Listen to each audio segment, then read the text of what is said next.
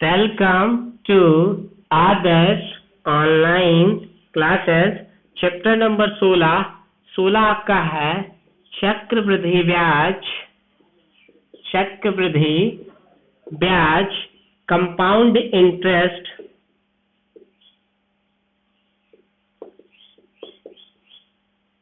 Compound interest इसमें type number 1 है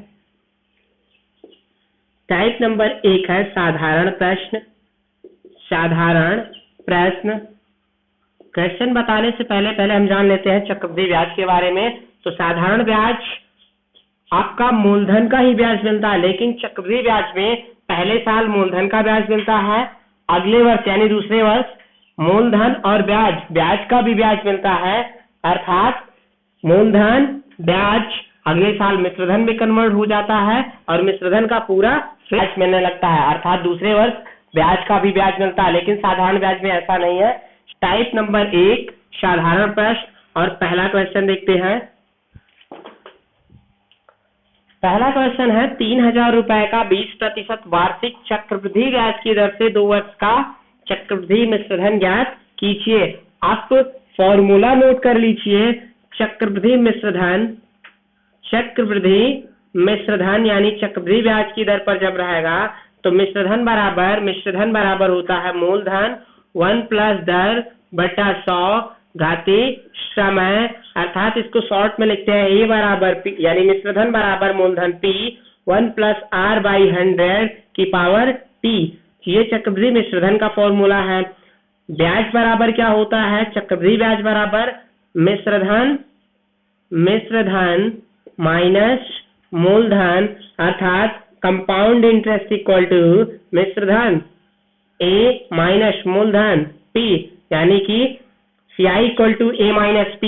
और A का अगर यहाँ से मान उठा के रख दिया जाए तो CI बराबर हो जाएगा A का ये मान रखने पर P1 प्लस R/100 की पावर T। रखिए A का मान P1 प्लस R/100 की पावर T, A का मान हो गया माइनस, और यहाँ पे P और P कॉमन ले लीजिए तो CI इक्वल टू हो जाता है P1 प्लस R/100 की पावर T, इतना माइनस P कॉमन चला गया 1 और बड़ा ब्रैकेट क्लोज। एक फॉर्मूला ये आपका है, दूसरा ये और तीसरा ये, 3 ही फॉर्मूला देखते हैं अभी। चक्रवृद्धि मिश्रधन अर्थात मिश्रधन A बराबर P 1 प्लस R/100 की पावर T। मिश्रधन A बराबर P मूलधन 3000 रुपए 1 प्लस दर है 20% बटे 100 समय कितने वर्ष है? 2 वर्ष का चक्रवृद्धि मिश्रधन निकालना। यहाँ पे 2 रख दीजिए। 30 × 20 20 पंचे 100। A बराबर 3000 रुपए और 1 प्लस 1/5 घात कितनी है? 2, या A बराबर 3000 रुपए और ये 5 × 5 1 6/5 पावर 2 है, यानी 2 बार इसलिए 6/5। क्लियर? 5 36 यहाँ तक हुआ, डबल 0 नोट कर लीजिए। और 5 × 5 1 6 1 बचा ये 10 5 9 10, ये वाला 0। A बराबर हो जाएगा 120 गुणे 6 36, अर्थात मिश्रधन A बराबर, यहाँ से गुणा करिए, A बराबर 0 नोट कर लीजिए। 120 गुणे 36 है तो A बराबर 0 नोट कर लीजिए। 12 × 72 के 2 हासिल 7, 12 × 36 और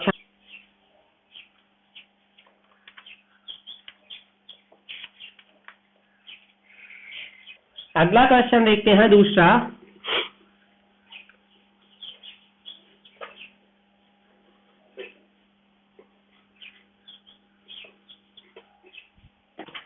क्वेश्चन नंबर 2 है। दूसरा क्वेश्चन है 10,000 रुपए का 10% वार्षिक दर पर 3 वर्ष के लिए दिया गया। अवधि के अंत में चक्रवृद्धि ब्याज के रूप में कितने रुपए प्राप्त होंगे, यानी चक्रवृद्धि ब्याज आपका निकालना है। तो पहले हम निकालते हैं मिश्रधन।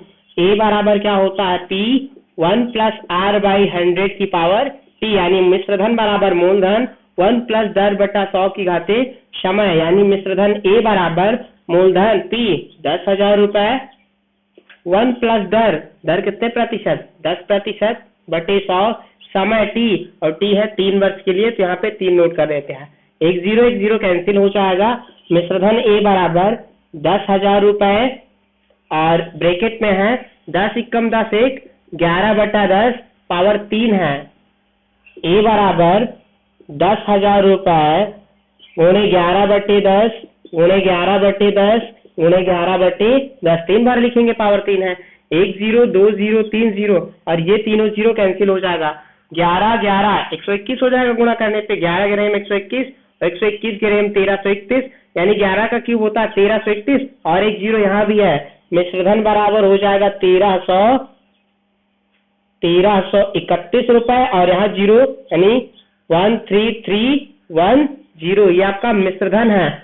चक्रवृद्धि ब्याज CI यानी कंपाउंड इंटरेस्ट बराबर क्या होता है, A माइनस P, अर्थात चक्रवृद्धि ब्याज CI बराबर मिश्रधन आपका है 13,310 रुपए, 13,310 माइनस मूलधन आपका कितना था 10,000 रुपए, अर्थात ब्याज के रूप में हमें कितने रुपए प्राप्त होगा 3,310 यानी 3310 रुपए। ये आपका आंसर हो जाएगा, नोट कर लीजिए।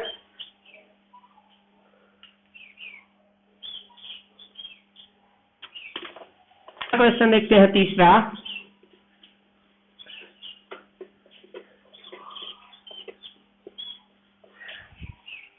क्वेश्चन नंबर 3 है। तीसरा क्वेश्चन है, किसी धन का 10% वार्षिक ब्याज की दर से चक्रवृद्धि मिश्रधन 6655 रुपए हो जाता है, वह धन ज्ञात कीजिए। यदि धन 3 वर्ष तक ब्याज पर रहा हो, यानी मिश्रधन इक्वल टू मालूम है आपको 6655 6655, यह है दर आपका R बराबर 10% और धन निकालना है P, मूलधन का मान निकालना है। यदि धन 3 वर्ष तक ब्याज पर रहा हो, यानी टाइम कितने वर्ष है 3 वर्ष। अब फॉर्मूला पुटअप करिए। A बराबर यानी मिश्रधन बराबर मूलधन 1 प्लस दर बट्टा 100 की घाते समय, या मिश्रधन 6655 बराबर मूलधन निकालना ही है। 1 प्लस दर है 10% बटे 100 और समय कितना है 3 वर्ष। जीरो जीरो कट जाएगा, 10 एकम 10 एक 11/10 बन जाएगा, यानी P और ये बन जाएगा 10 एकम 10 एक 11/10 की पावर 3 बराबर के इस तरफ था 6655, या P बराबर क्या हो जाएगा 6655 इंटू ये 11/10 है, इधर आएगा 10/11 यानी 10/11 गुणे 10/11 गुणे 10/11, पावर 3 था 3 बार लिखा जाएगा 10/11। या यहाँ पे नोट करते हैं P बराबर 6655 यानी 6655 रुपए गुणे 10 गुणे 10 3 बार और बटे 11 गुणे 11 गुणे 11, ये भी 3 बार है। 11 छंग 66 और ये 5 छोटा है तो जीरो बढ़ाएंगे तो 2 अंक साथ में आ जाएगा 55, 11 पचे 55 और 11 पचे 55, 5 60, 5 यहाँ बचा और ये वाला 5 फिर 55 हो जाएगा, 11 पचे 55, फिर 11 एकम 11 और 11 पचे 55, यानी मूलधन बराबर यहाँ पे आपको 5 मिला है।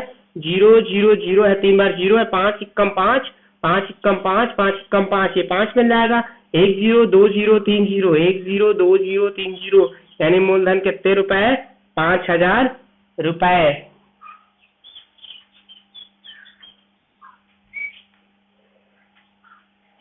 अगला टाइप है गुना पर आधारित प्रश्न। दूसरा टाइप है गुना पर आधारित प्रश्न।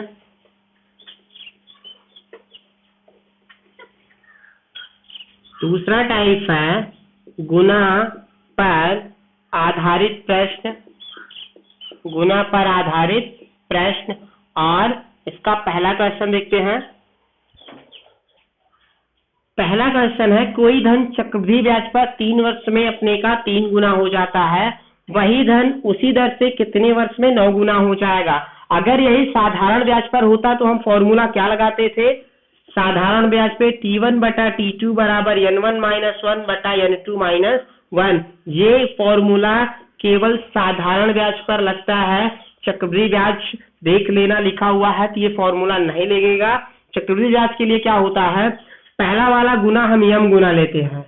T1 वर्ष में अगर यम गुना और T2 वर्ष में n गुना हो जाए तो सबसे पहले T1 और T2 छोड़ दीजिए, गुना ले लीजिए, ठीक। और जो पहला वाला गुना होता है वो होता है छोटा, तो इसको पावर में रख दीजिए m की पावर a, और दूसरा वाला गुना क्या रखते हैं n। यहाँ से जब आधार बराबर करेंगे तो a का मान निकल आएगा, और a का मान निकालने के बाद t2 बराबर होता है a गुणे t1। ये आपका फॉर्मूला होता है चक्रवृद्धि ब्याज के लिए। किस ब्याज के लिए? चक्रवृद्धि ब्याज के लिए। जब t1 वर्ष में m गुना और t2 वर्ष में n गुना हो जाए तो m की पावर a बराबर n, ये पहला फॉर्मूला, और दूसरा t2 बराबर a गुणे t1। a का मान निकालने के बाद t1 से गुणा कर दीजिए, दूसरा समय निकाल आएगा। इस क्वेश्चन पे देखते हैं, कोई धन चक्रवृद्धि ब्याज से 3 वर्ष में अपने का 3 गुना, यानी पहला समय t1 बराबर 3 वर्ष और पहला गुना m बराबर कितने गुना? 3 गुना हो जाता। वही उसी दर से कितने वर्ष में 9 गुना हो जाएगा, यानी t2 दूसरा समय पूछ रहा है, और दूसरा वाला गुना n का मान कितने गुना? 9 गुना। कौन सा गुना छोटा है? ये वाला। इसकी पावर a बराबर दूसरा वाला कर देते हैं, यानी m की पावर a बराबर n, ये पहला फॉर्मूला। m का मान है 3 और 3 की घात a बराबर n का मान है कितने गुना? 9 गुना।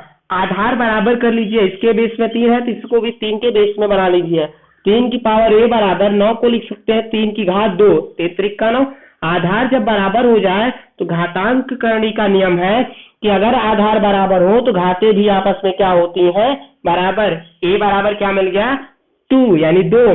तो दूसरा वाला समय t2 बराबर क्या होता है? a गुणे t1। t2 बराबर a का मान कितना निकाले आप? 2, और गुणे t1 पहला वाला समय क्या है? 3, यानी t2 बराबर 6, अर्थात 3 वर्ष में 3 गुना और 6 वर्ष में कितने गुना हो जाएगा? 9 गुना हो जाएगा। नोट कर लीजिए।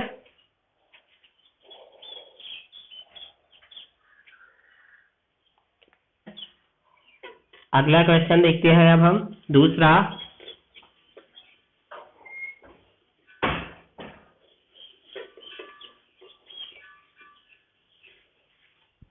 क्वेश्चन नंबर 2 है, दूसरा क्वेश्चन है, कोई धन चक्रवृद्धि ब्याज पर 5 वर्ष में 2 गुना हो जाए तो वह उसी दर से 8 गुना कितने वर्षों में हो जाएगा?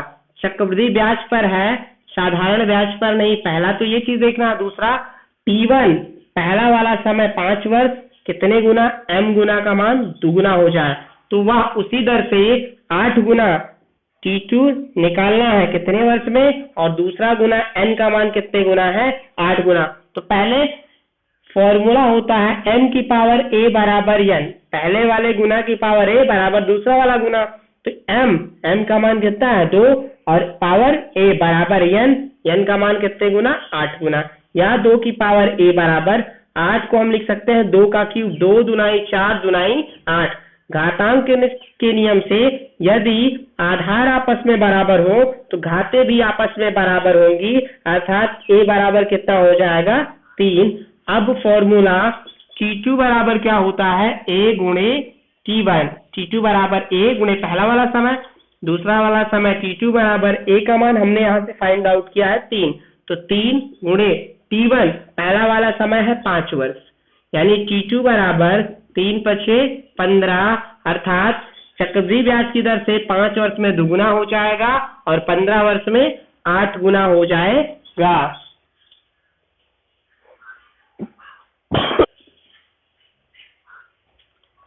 अगला क्वेश्चन तीसरा देखते हैं।